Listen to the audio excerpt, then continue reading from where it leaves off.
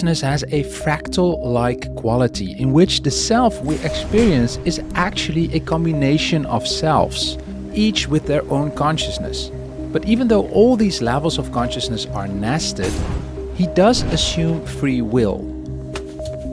Each one of us, in our own way, is able to help to guide the kite and expand that understanding by engaging in curiosity. And you just mentioned briefly, like synchronicities. How would synchronicities fit in? You're good. Thank you for watching. And if you haven't yet subscribed to our channel and you like the content you're putting out, may I ask you to subscribe? It really helps us to create more videos like these. Good to know is that my conversation of Jonathan Schooler consists of 4 parts. In the first part, we touch upon the work he is mostly known for on mind-wandering and meta-awareness. In the second bit, Schooler explains how we need to extend our physics to account for consciousness. And the way he wants to do so is to add extra dimensions of time to the Einsteinian block universe. In the third bit, Schooler unpacks his nested observer window model. And finally, we talk about what the nested observer window model can tell us about the meaning of life. Because if we are indeed pixels that form a higher level consciousness, what freedom do we have to influence that higher level picture, that window of consciousness? Or to use Schooler's own words, how can we steer the kite of consciousness? I hope you enjoy the conversation. Here we go. Welcome, Jonathan. Thank you. It's a pleasure to be here. Could you share a bit about your work at the Meta Lab, what you are researching on, and for instance, you work on something called meta-awareness, what that is, and maybe some of the other topics you're researching. Sure. So the Meta Lab stands for Memory, Emotion, Thought, and Awareness. So you can see right there, it's a very broad stance. But also, we're very interested in the meta-level aspects of a lot of these different domains. So let's talk about meta-awareness. That's been an area that I've been interested in for some time. And to give you an intuition of it, imagine the following scenario. You're reading a document, and it's an important document. It's one that you really want to try to get a handle on. And at some point you realize that your eyes have been moving across the page, but your mind has been fundamentally elsewhere. Are you familiar with this experience? Absolutely. Yeah. Multiple times a day, sometimes.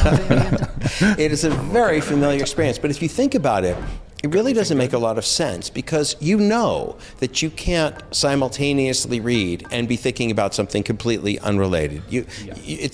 And when you catch yourself doing it, you're like, oh, right, and then you have to go back. So what it tells you is that while you were mind wandering, you hadn't realized that you were mind wandering. You essentially lost track of the contents of your own mind.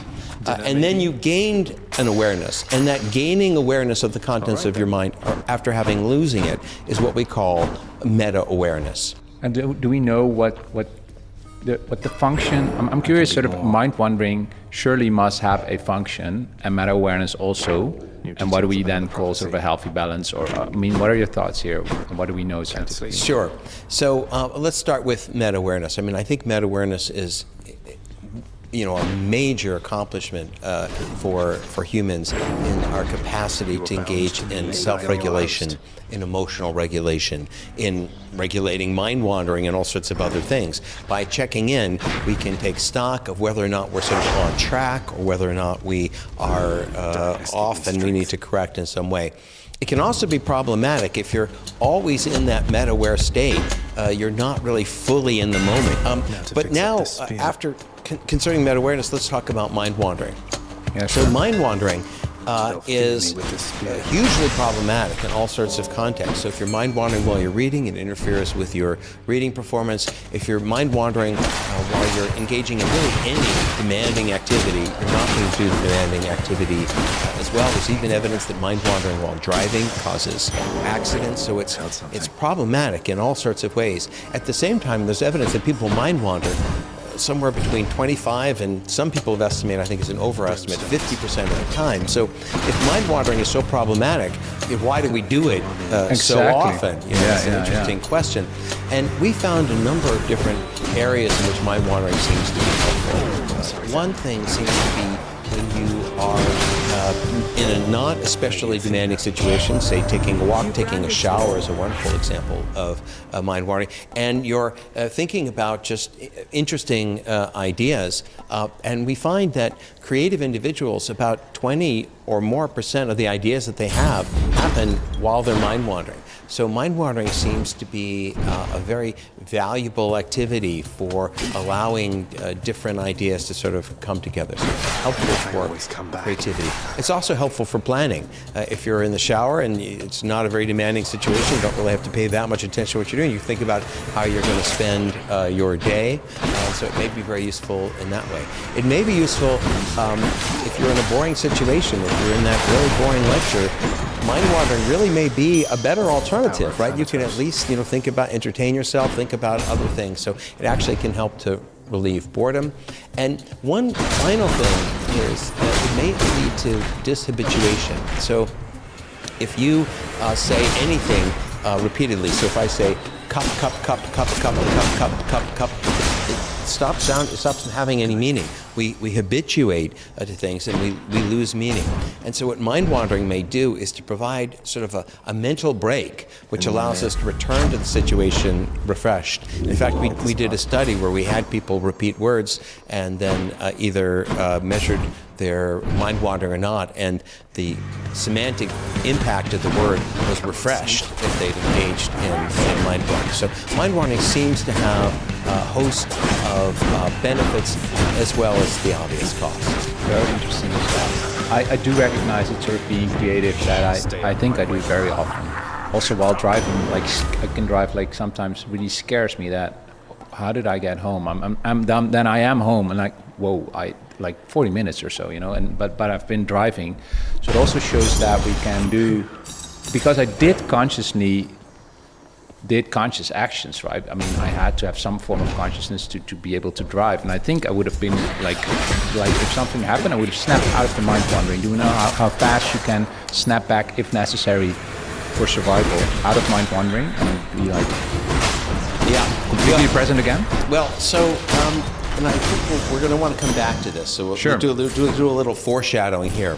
But one of the ideas that I and my collaborator Justin Riddle have been thinking about is the idea that the mind, rather than simply being a single train of consciousness, may actually be a constellation of multiple windows of consciousness, each processing their own separate element. And I think the case of driving and mind wandering is a really sort of compelling example of this possibility. So when you're driving and you're mind wandering, there's one, we would argue, window, which is focusing on the driving. And then there's another window, which is doing the mind wandering. And then the apex is kind of toggling back and forth between one window, the mind wandering window, and the other window, the driving window. And so, and we have the experience routinely of turning our window towards the mind wandering and still seeing our hands, acting very consciously. It really seems like the whole system is paying attention while we're still doing this other thing. And so that, I think, really illustrates the sort of autonomy of these different windows. But then it's what we think about less, but I think it's a really intriguing possibility, is now the road gets demanding, and I think we can quite quickly shift to the driving window. But what happens to the mind wandering window? The standard thought is that it just shuts down. But we speculate that actually the mind wandering may still be continuing. We're just focusing on this, and so then when we come back here, we may actually discover that there's been progress, and this may be how incubation effects work and other types of things, where things that we thought are being done entirely unconscious may be being processed in a certain sort of conscious way by the mind-wandering window when we're not paying attention to it. And would a way to think about this, I've heard sort of Bernardo Castro, the director of our foundation, talking about sort of forms of consciousness that do not report. They do not sort of report to this higher form of consciousness, but levels of consciousness that do not report. And then I've heard of people who don't buy that. I'm Christoph Koch, and I said, okay, but if we go that way, then my kidney would be conscious, but not reporting. Anything would go, So what are your thoughts here, sort of on? Yeah. So this is. I have speculated, and this is a speculation which I would put in the category of what I call entertaining without endorsing. What that means is I think this is a conjecture that's worthy of entertaining, but I'm certainly not saying that this is something that is necessarily the case. And a lot of the things that I'm interested in and that I've talked about have that quality. In our model, we acknowledge the various different levels down at which consciousness might go, but I lean towards thinking that your kidney really might be conscious, and we're just not able to really touch into it. I think a really compelling... Let's hold that one as a cliffhanger. One other point I want to mention while you got me on this topic is consider one window that I think is really sort of intriguing in this regard is the tongue. Okay, the tongue, if you think about it, it's really got a mind of its own, right? It's dodging your teeth, it's cleaning food out of your mouth, it's doing all sorts. Now I'm becoming aware of it. Now you are, right? But it's totally able to operate on its own. Or you can turn your apex to it and go, darn, that tongue has got a lot going on there. It's really doing everything. So I think thinking about the tongue, of course, it'd be a circuit between the tongue and the brain. The tongue gives you sort of an example of the kind of consciousness that your kidney may have, but you're able to zoom in on the tongue sometimes where you're never able to zoom in on your kidney. Yeah, and indeed, I get sort of critics that say because we know of no mechanism of tuning into the consciousness of an organ that we truly cannot sense, like our intestines, that, okay, then it's far-fetched to assume that, but... Well, I mean, I think this is I think if you think about it, we're willing to imagine the consciousness of, say, a fly or even possibly a worm, or I think it's not unreasonable to imagine that an amoeba could have a consciousness. Even though it doesn't have a nervous system, engages in all sorts of complex behaviors, mating behaviors, eating behaviors, avoidance, and so on. So if we're willing to postulate that an amoeba could be conscious, and Christoph Koch postulates that an organoid might be conscious. If an organoid could be conscious, I don't see why my gut or my kidney couldn't be conscious. Just briefly, I think nice to sketch her because you've had a rich career, and when you sort of started out in academia, how the thoughts were on what Christoph Koch, I think, very nicely says, no brain, never mind, sort of as a sort of paradigm, and where we are now, like openly discussing the possibility of conscious kidneys. I think it's been a tremendous shift, right, happened in your career. I mean, you just have to give a bird's eye view of how things develop, also in your own thinking. Sure. Well, I organized a meeting with Jonathan Cohen at Carnegie Mellon University in 1993, which was before the Tucson conference even. And when we organized that meeting on consciousness, consciousness was really kind of a taboo topic. It was really one that people were a little bit nervous to admit even talking about it. And there was one quote which said, consciousness is interesting to me that no one's really had anything intelligent to say about.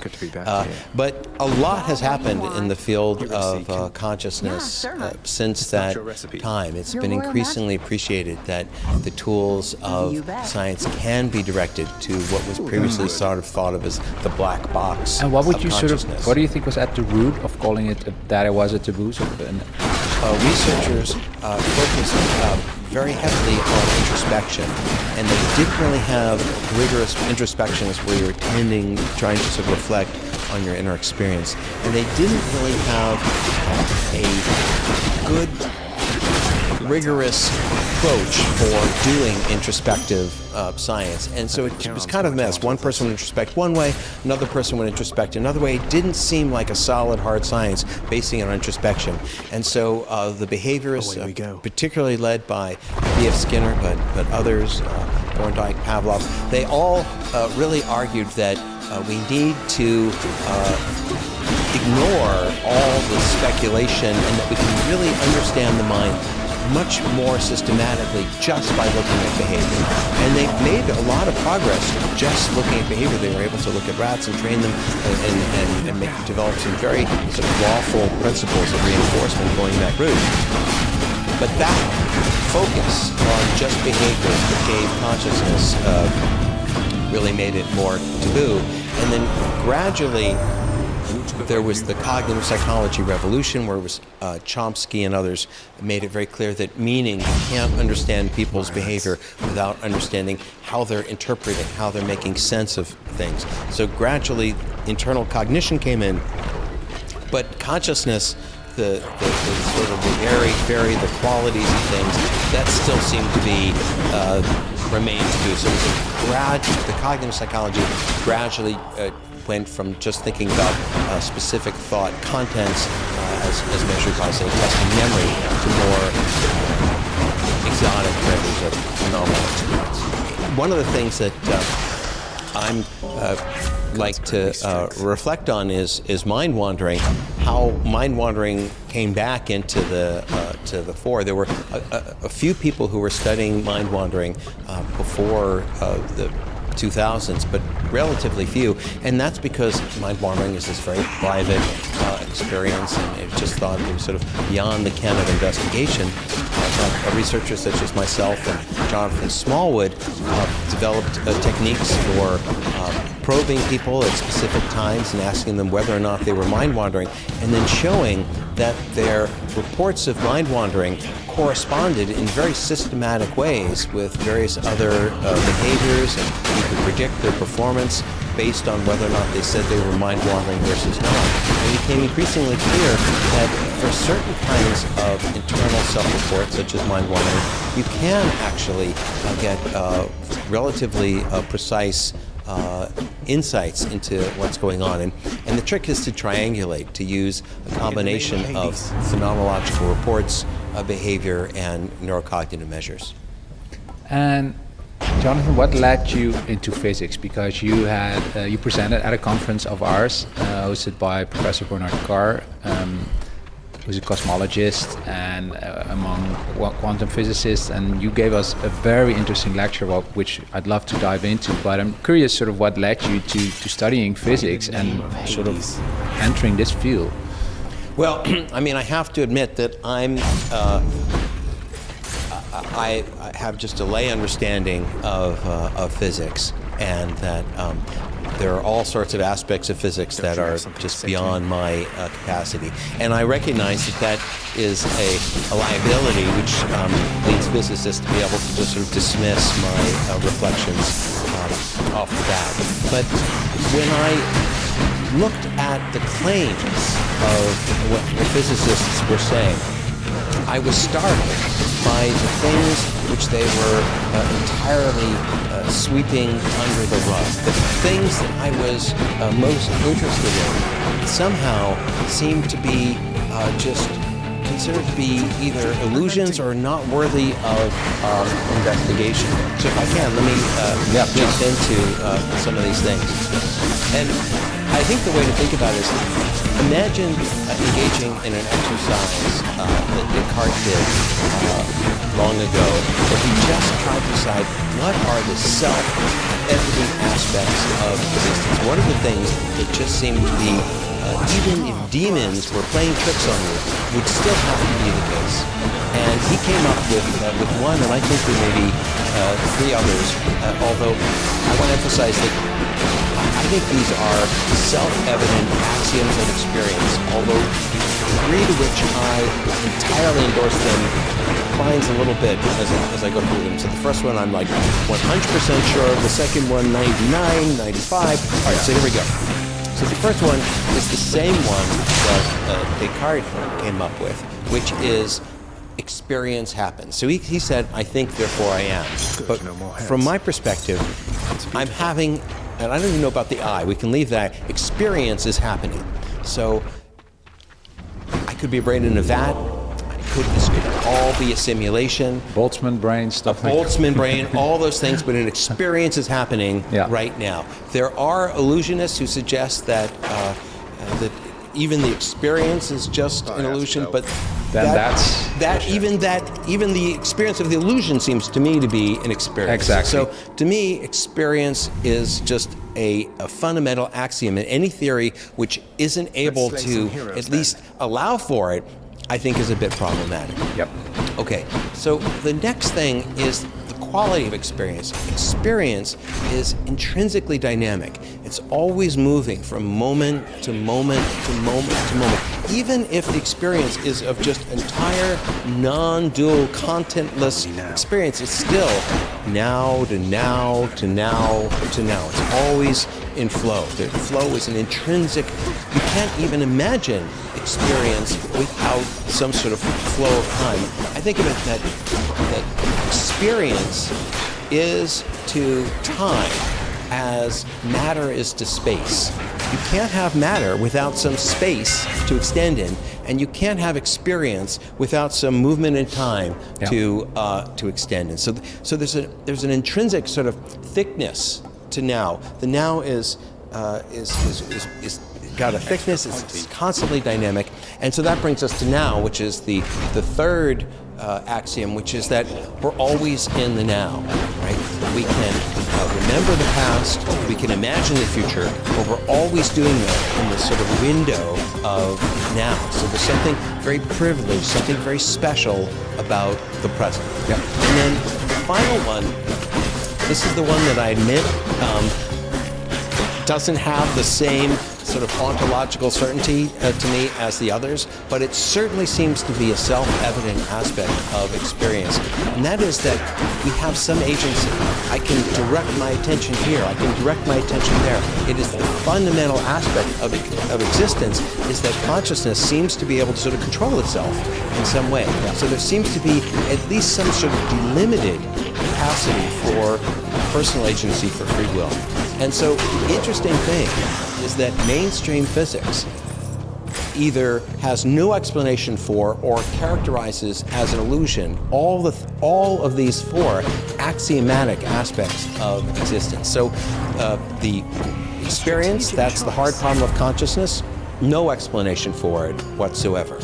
The flow of time is considered to be an illusion. That they have a vision of something called the block universe, where the past, the present, and the future all exist simultaneously.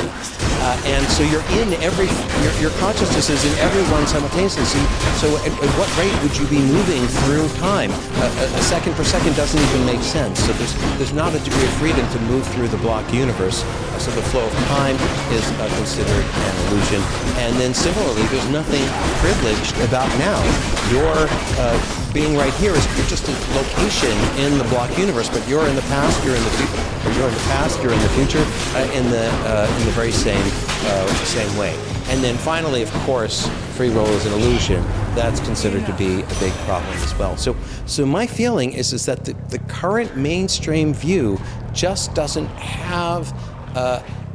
It's just not addressing these things that I feel are absolutely self-evident aspects of existence. And for me, that suggests that we should maybe, that should be humbling and maybe recognize that there needs to be more to the picture, and critically, that subjectivity needs to be, we need to develop an ontology, we need to develop an understanding of reality in which subjectivity is included instead of being swept under the rug. And I fully agree with you, and I think I can agree, I think, with all of those evidential truths you're postulating.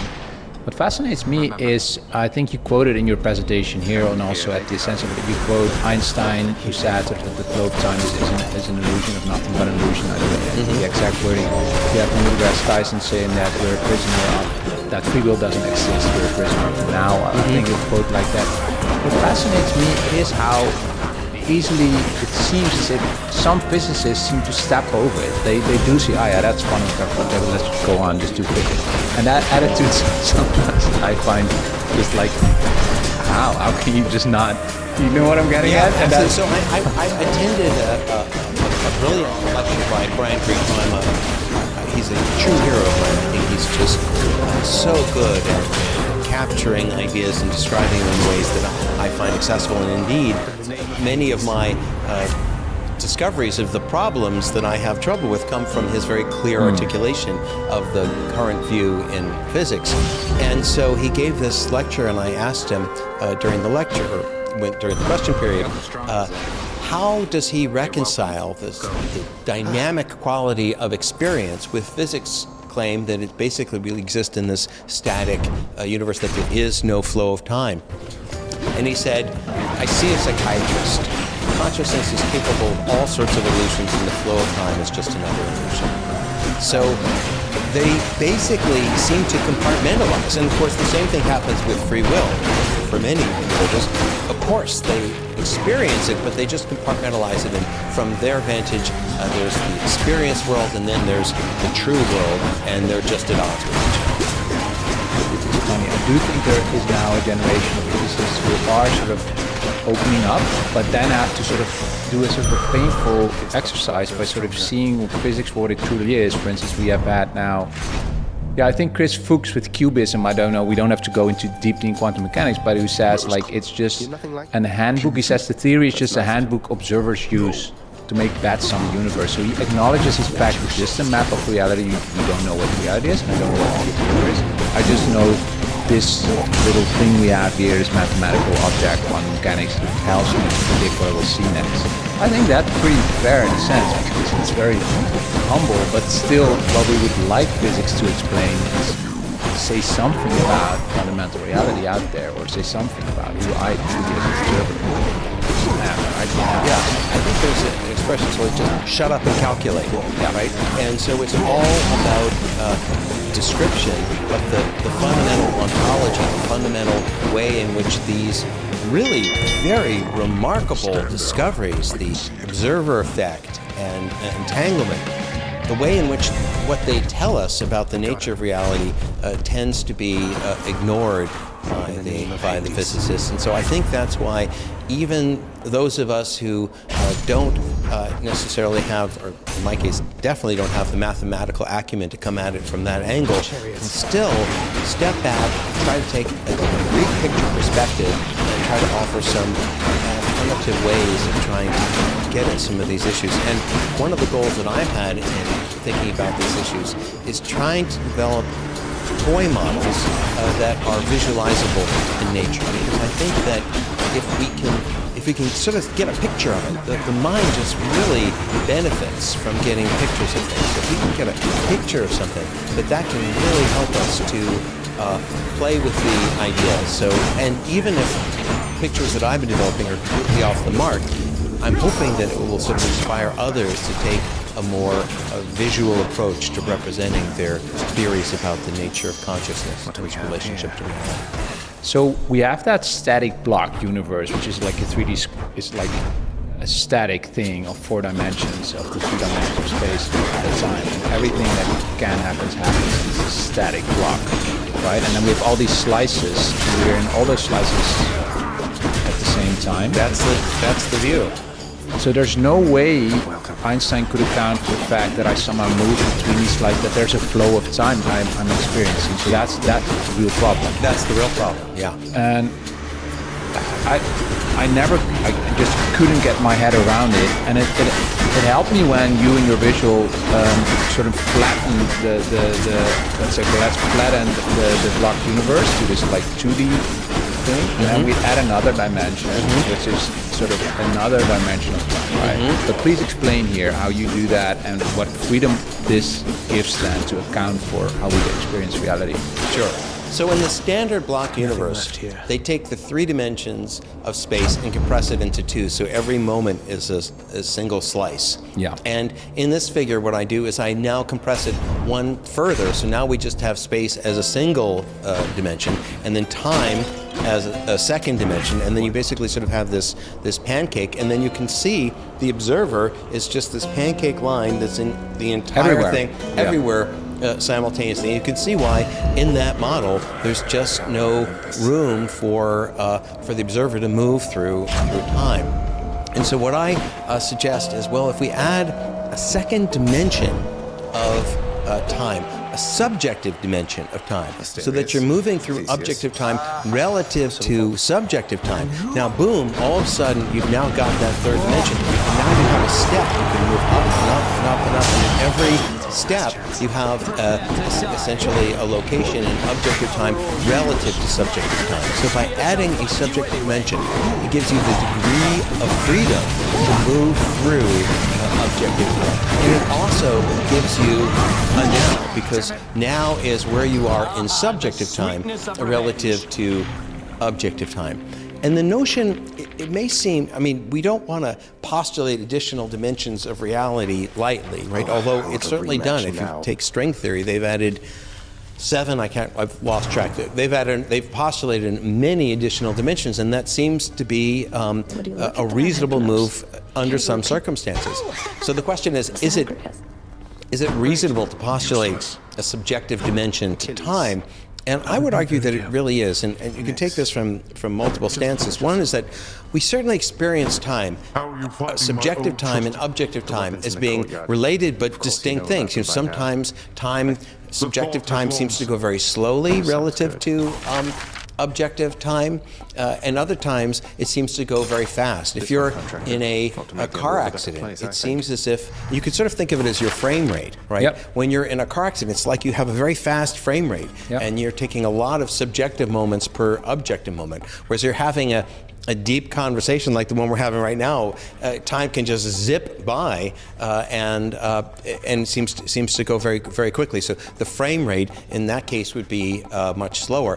One postulation is that in the car accident you're having a fast frame rate, but you don't have a whole lot of as much information in every moment. Whereas when you're having a conversation like this, we've got this sort of big chunks of ideas, so we're going ka-chunk, ka-chunk, ka-chunk.